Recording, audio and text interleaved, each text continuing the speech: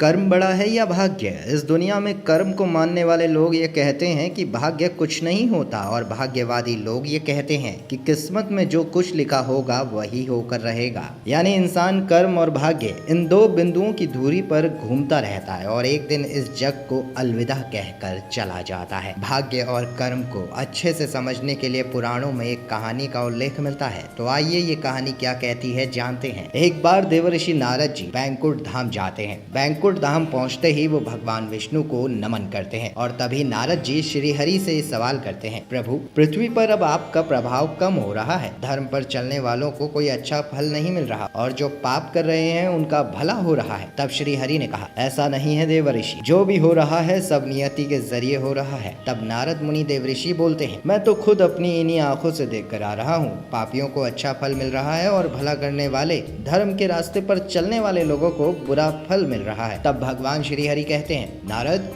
कोई ऐसी घटना बताओ। तब नारद मुनि देवर्षि ये कहते हैं, पृथ्वी पर कुछ देर पहले घूमते हुए जिस घटना को देखा था उसे कह सुना देता हूँ। नारद जी कहते हैं, अभी अभी मैं एक जंगल से आ रहा हूँ, वहाँ एक गाय दलदल में फंसी हुई थी, कोई उसे बचाने वाला ही नहीं था। तभी एक चोर उधर से गुजरा, गाय को फंसा हुआ देखकर भी वो नहीं रुका, बल्कि वो उस पर पैर रखकर दलदल लांग कर निकल गया। फिर तभी उस चोर को आगे जाकर कुछ सोने की मोहरें एक पेड़ के नीचे पड़ी मिली। फिर मैंने थोड़ी देर बाद ये देखा कि थोड़ी देर बाद वहाँ से एक वृद्ध साधु गुजरा। उसने उस गाय को बचाने की पूरी कोशिश की और पूरे शरीर का जोर लगाकर उस गाय को बचा लिया, लेकिन मैंने ये देखा कि गाय को दलदल से निकालने के बाद वो साधु आगे गया तो एक गड्ढे में गिरकर मर गया। बताइए ये कौन सा न्याय है। तब नारद जी की बात सुन लेने के बाद भगवान श्री हरि बोलते हैं, यही सही हुआ, जो चोर गाय पर पैर रखकर भाग गया उसके किस्मत में तो चोरी कर कर बचना निकलना था, लेकिन उसके इस पाप के कारण उसे कुछ मोहरें मिली जो कि उस नगर के राजा के द्वारा बिछाए गए एक जाल के रूप में थी,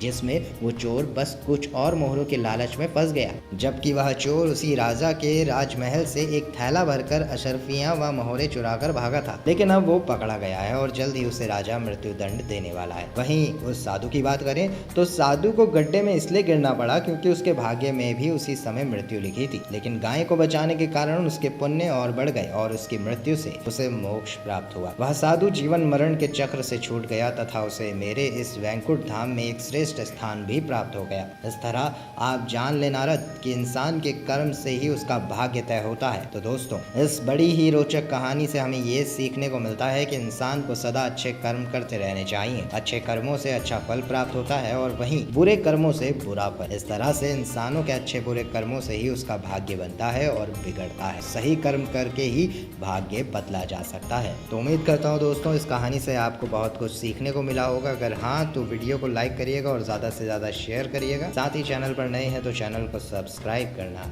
ना भूलिएगा।